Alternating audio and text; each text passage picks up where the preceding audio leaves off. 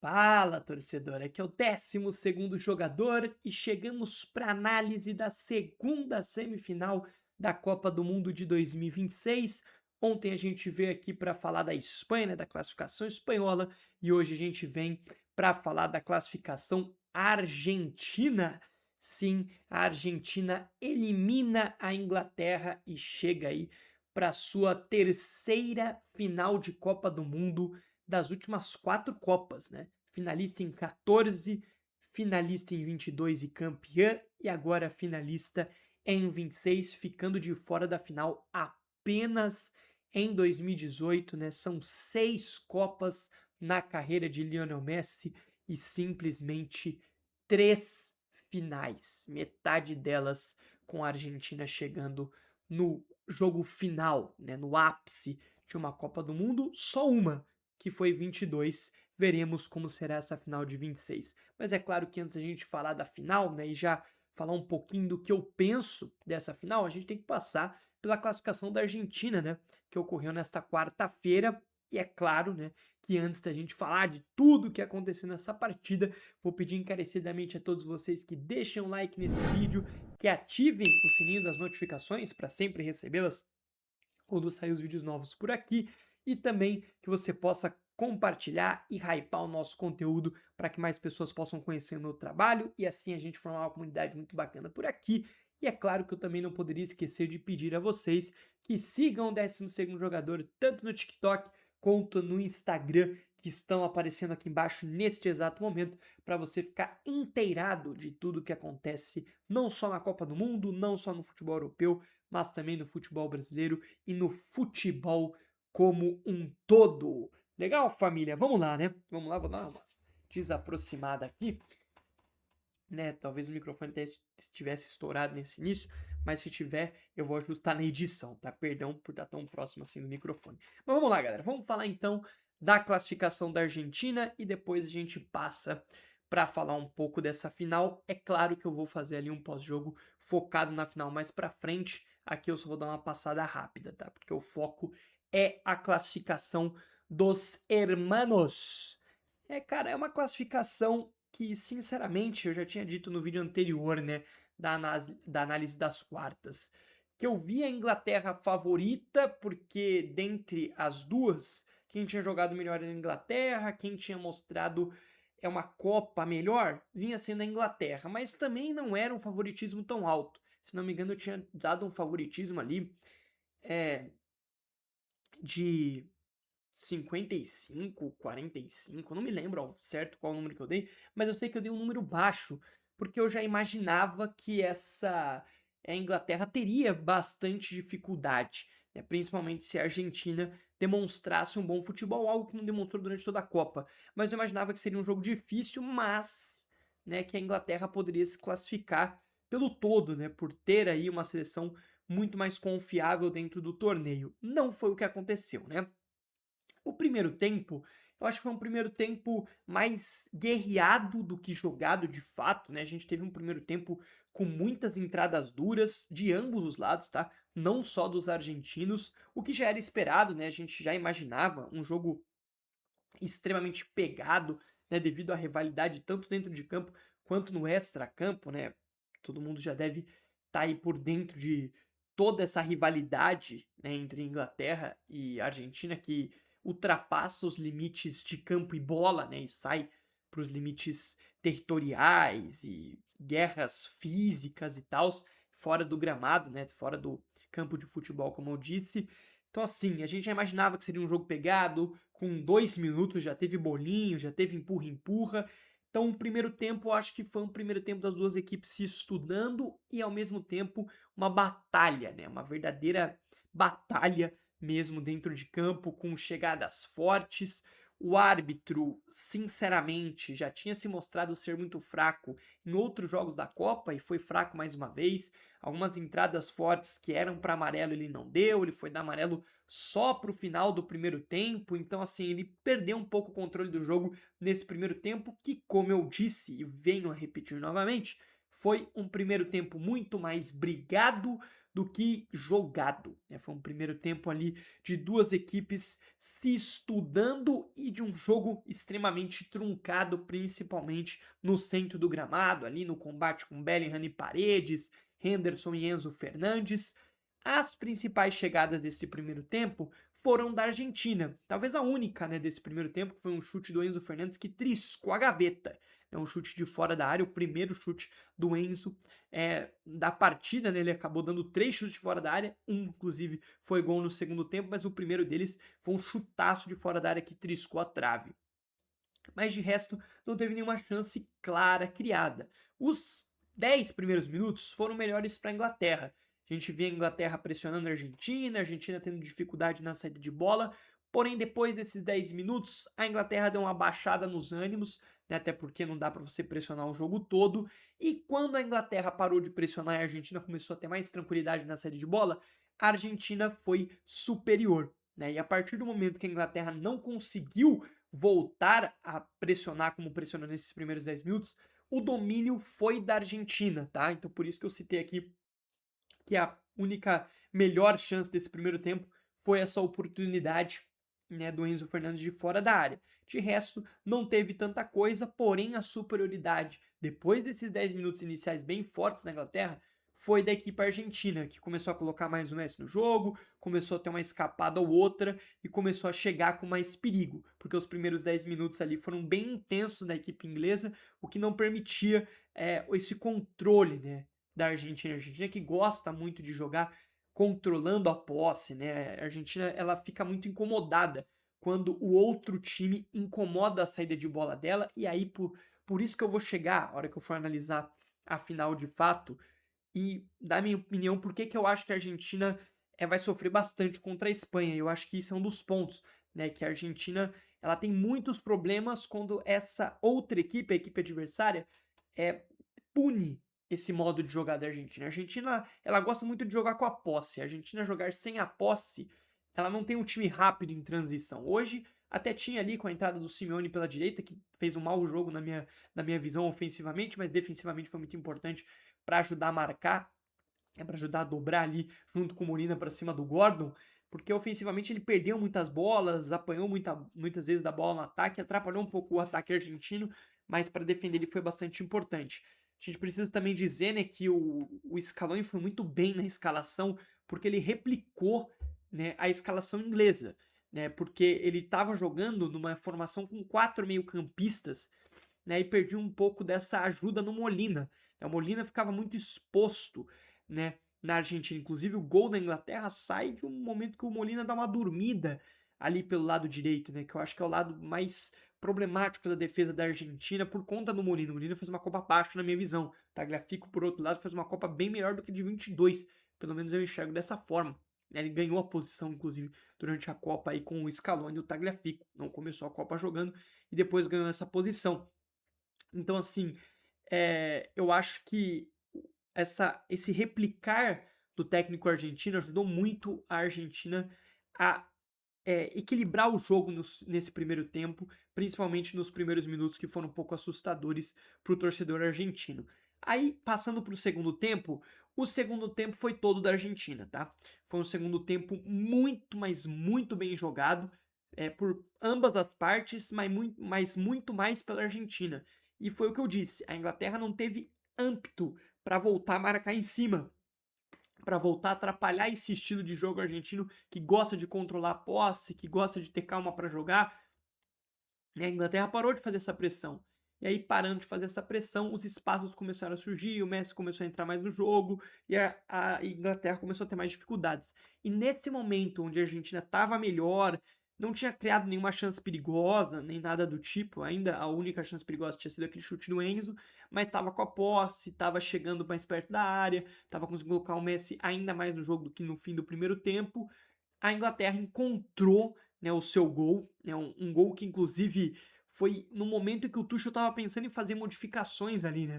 O Tuchel provavelmente iria tirar naquele momento o Rodgers e o Gordon, né, com a galera que estava aquecendo, se não me engano, era o Rashford e quem que era o outro que estava aquecendo, não me lembro ao certo agora, mas eram as mudanças mais óbvias. Tirar o Rodgers e o Gordon que faziam um jogo muito ruim até então, né? Muito por conta o Gordon, né? Muito por conta dessa volta, né, do Simeone para ajudar o Molina, e o Rodgers por simplesmente estar fazendo um jogo ruim mesmo, estando no bolso do Tagliafico, que, como eu disse, faz uma Copa muito interessante.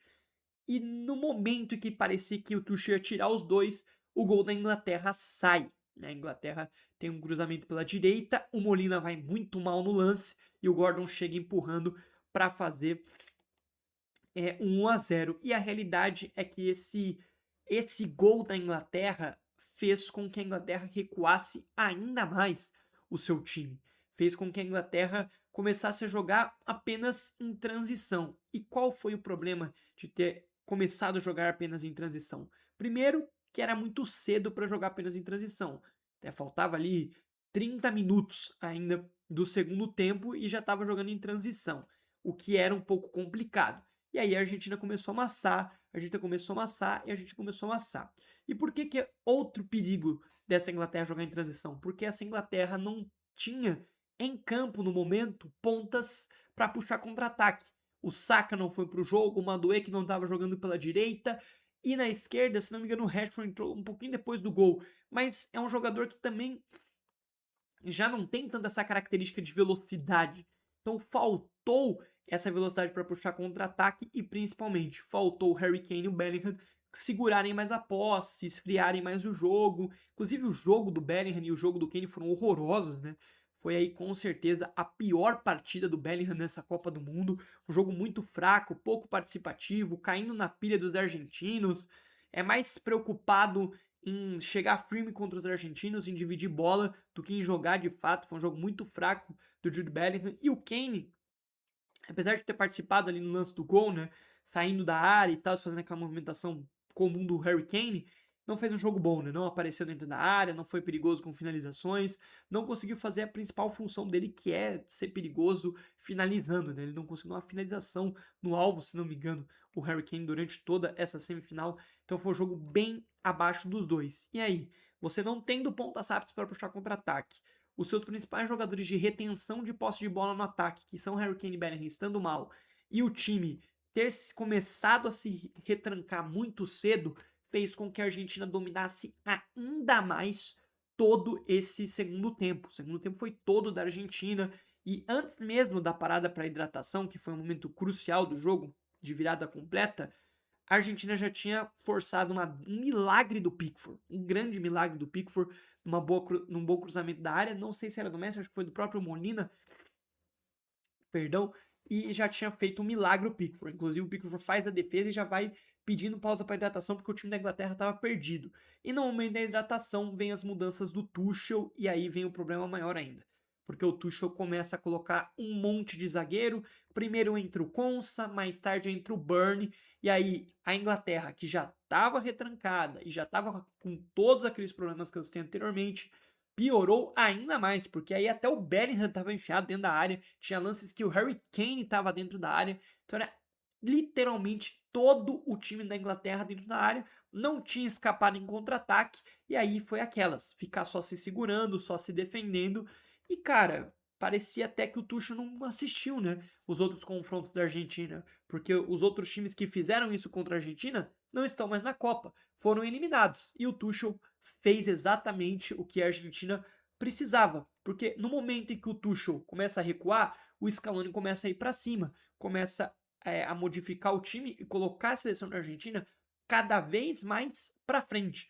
No momento em que ele percebe que a equipe inglesa vai só se fechar literalmente, ele tira o Tagliafico e bota o Lautaro Martinez. O cara tirou um lateral e botou um centroavante, simplesmente porque a Inglaterra não passava do meio de campo. Não passava do meio de campo, era uma pressão surreal. E aí, com essa pressão surreal, a tendência era que a Argentina empatasse o jogo e se a Inglaterra não acordasse, que a Argentina virasse o jogo. E foi o que aconteceu. O Enzo Fernandes deu mais um chute de fora da área, a bola passou muito perto, depois teve uma bola na trave do McAllister, os espaços começaram a aparecer, então o time recheado de zagueiros, mesmo com muita gente dentro da área, era um time desorganizado, porque os meias da Argentina começaram a pisar na entrada da área e ter espaço para finalizar. Se não me engano, o chute do Enzo foi defendido pelo Pickford, e aí o chute em vez de ter ido para fora, e o chute do McAllister explodiu na trave. Teve um outro cabeceio do próprio McAllister, que também foi na trave. Então, assim, a gente estava muito próxima do gol. Até o momento que o Messi encontra o Enzo Fernandes extremamente livre na entrada da área. O Enzo dá uma baita de uma chibatada. O Pickford vai muito mal no lance. O Pickford, que já tinha salvo a Inglaterra umas 2, 3 vezes nesse momento, vai muito mal no lance, estava muito mal posicionado. E o Enzo Fernandes empata o jogo. E aí, meu amigo, virou um caldeirão completo o estádio de Atlanta. E a tendência era que a Inglaterra não segurasse. E foi o que aconteceu. De novo, o Messi com liberdade após a cobrança do escanteio curto e um cruzamento, assim, açucarado. Um cruzamento literalmente na cabeça do Lautaro Martinez, que precisou só subir e cabecear para o fundo das redes e virar o jogo e colocar a Argentina na final. Até porque, mesmo faltando ali alguns minutos de acréscimo, ainda uns 5, 6, não tinha o que a Inglaterra fazer, porque a Inglaterra estava extremamente recuada, estava cheio de jogadores defensivos. No final do jogo, Burnley terminou o jogo como centroavante, né? Até porque o Tuchel fez algumas mudanças, né? Colocou o Tooney e tudo mais, mas não conseguiu criar mais nada. O segundo tempo foi extremamente todo da Argentina. Muita gente vai culpar o Tuchel, vai dizer que a eliminação é muito culpa do Tuchel. Eu concordo, a eliminação tem bastante culpa do Tuchel, mas não dá pra gente tirar, né, as culpas e só dá-las ao treinador, porque as principais referências técnicas do time não fizeram um bom jogo. E aí, citando de novo, Bellingham e Harry Kane, que fizeram um jogo muito abaixo. O Gordon, que para mim era um dos melhores jogadores da Inglaterra na Copa, fez um jogo muito abaixo, apesar de ter feito o gol inglês. Então, assim, foi uma partida muito ruim da seleção inglesa. E era o que eu já tinha adiantado anteriormente nos outros vídeos. Essa Inglaterra é um time muito inconstante. Eu falei isso lá na simulação antes da Copa, quando eu disse que o Brasil eliminaria a Inglaterra nas quartas de finais, porque eram dois times que tinham ótimos talentos, mas que tinham o mesmo problema: inconstância. E foi isso que aconteceu. Quando o Vinícius Júnior não decidiu para o Brasil foi eliminado. Quando Bellingham ou Harry Kane não apareceram para decidir para a Inglaterra foi eliminada. Por quê? Porque são times que taticamente ainda eles são carentes. Eles ainda têm muitas faltas de ideia. Até porque o Tuchel e o Ancelotti começaram o trabalho praticamente junto. Os dois iniciaram seus trabalhos há pouco mais de um ano e um mês, vamos dizer assim. Então, eram trabalhos novos perante um ciclo de 4 anos, né? E ainda mais de um Scaloni que está desde 2018, né, na seleção argentina. Então, assim, são problemas de trabalhos curtos. A gente sabe, uma seleção para literalmente jogar bem precisa de um ciclo completo. E o Tuchel não tinha esse ciclo completo, a mesma coisa que o Ancelotti. Então eu já havia avisado desde o início que essa Inglaterra era um time extremamente parecido com a seleção brasileira, por ser aquele time que depende muito do individual, que dependeria, né, demais das suas principais peças. E quando essas peças vieram a falhar, tanto o Brasil tanto a Inglaterra pularam fora da competição. O jogo hoje do Bellingham e Harry Kane, mais uma vez eu repito aqui, foi bem ruim, foi bem apagado das duas estrelas. E aí foi também do outro lado, para mim, pelo menos, o melhor jogo da Argentina na Copa, tá? A gente tá aqui dizendo os problemas do Tuchel, os problemas do Harry Kane, do Bellingham, da seleção inglesa, mas a gente também tem que dar aqui os parabéns pro Scaloni, para toda a seleção argentina. Eu sei que é muito difícil dizer isso como brasileiro, mas a classificação dos caras para a final é muito merecida. A gente falou de sofrimento contra o Cabo Verde, um milagre contra o Egito, uma dificuldade tremenda até a expulsão do Embolou contra a Suíça, e aí, numa semifinal de Copa, a Argentina vem para fazer o seu melhor jogo. Eu falei na análise anterior, né? O Julian Alves faz uma Copa abaixo, o Enzo Fernandes faz uma Copa abaixo, o Depou hoje merecidamente foi pro banco, acho que demorou pro Scaloni perceber que o Depou mais atrapalhava o time do que ajudava, colocar ele pro banco, colocou ele pro banco. Como eu disse, o Simeone foi mal ofensivamente, mas foi importante defensivamente para também travar um pouco o jogo do Anthony Gordon. Então, assim, foi muito bem o Scaloni e a Argentina foi extremamente superior. E aquele leve favoritismo, tanto de França, tanto de Inglaterra, fica pelo caminho e nós teremos a grande final da Copa do Mundo entre Espanha e Argentina, né? Esse choque de geração entre Lionel Messi e Lamine Yamal, né? Inclusive agora, né, com essa final literalmente já marcada para domingo, né? Porque antes a gente não sabia se a Argentina iria ou não. Aquela foto, né, do Messi carregando o Yamal com 8 meses no colo, ela vai aparecer em todo o seu feed, em tudo quanto é lugar, né? Eu creio que eu devo estar colocando ela aqui em algum lugar da tela, né? Porque para quem não sabe, né, lá em 2007, o Messi estava participando de um ensaio fotográfico, né? E nesse ensaio fotográfico ele tirou foto com algumas crianças e uma dessas crianças era o Lamine Yamal, né? Tem imagem do Lamine Yamal no colo dele, ele dando banho ali no Lamine Yamal. Então, assim, são imagens que agora com essa final, né, 19 anos depois daquela foto em 2007, são, assim, imagens que com certeza vão estar em todos os lugares da internet, porque é um confronto de geração, né? Um confronto de geração histórico. De um lado, o cara e o dono do século, né? O cara que foi o melhor jogador desse século, e do outro, o possível melhor jogador do próximo século, né? O cara mais talentoso que está por vir aí no mundo da bola. Não está por vir porque ele já é, querendo ou não, uma realidade, né, senhores? Então, se preparem, porque essa final entre Espanha e França vai ser um absurdo. É uma final histórica já, né? Porque pela primeira vez nós teremos o campeão da Euro enfrentando, né, o campeão da Copa América. Então a gente vai ter uma final espetacular. E como eu disse, né, os favoritos, né, antes das partidas ficaram pelo caminho. E as duas equipes que todo mundo falava, pô, estão jogando pior, estão na final. E jogando melhor que os favoritos. Então, isso é futebol, isso é Copa do Mundo e veremos o que vai acontecer dia 19. Mas, cara, eu acho que a Argentina estar chegando na sua terceira final das últimas 4 Copas faz, e eu espero que faça, né, a CBF repensar um pouco de como ela tem agido, de como ela tem levado, né, os ciclos da seleção brasileira. Eu nem culpo tanto os ciclos do Tite, eu acho que as eliminações nas Copas de 22 e 18 elas foram assim muito trágicas, mas a de 2026 é uma eliminação anunciada, né? Por conta do ciclo péssimo que fez a seleção brasileira. Veremos como vai ser esse ciclo para 2030, mas a realidade é que hoje a Argentina é bem superior à nossa seleção brasileira em vários quesitos, né? Em projeto, em elenco, não, acho que em peças nem tanto, mas na forma de jogar de fato. Então, assim, é uma seleção muito mais sólida e hoje mais consolidada do que a seleção brasileira, que está tentando se reinventar e tentou, né, se reinventar nesse ciclo com o carro andando. Veremos que se com o tempo o Ancelotti consegue fazer o Brasil voltar a ser um time competitivo e que a gente chegue com mais expectativas para a próxima Copa. Mas é isso, senhoras e senhores. A gente volta agora no sábado para fazer o pós-jogo da final.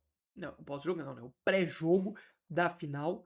No domingo vai sair a análise da disputa de terceiro lugar entre França e Inglaterra. E na segunda-feira vai sair o vídeo aí falando da campeã do mundo e falando da grande final, né? Mas é isso, senhoras e senhores. Vamos ficar por aqui, né? Infelizmente a Argentina tá na final. Somos espanhóis desde criancinha no domingo. Espero que a Espanha possa fazer o seu estilo de jogo valer a pena. E como eu disse lá no meio do vídeo, a Argentina se incomoda muito com times que pressionam ela e evitam que a bola passe e chegue ao Messi. E eu acho que a Espanha tem totais condições de fazer isso. A gente viu muito da Espanha subindo marcação contra a França. Eu acho que ela vai subir e ter intensidade contra a Argentina.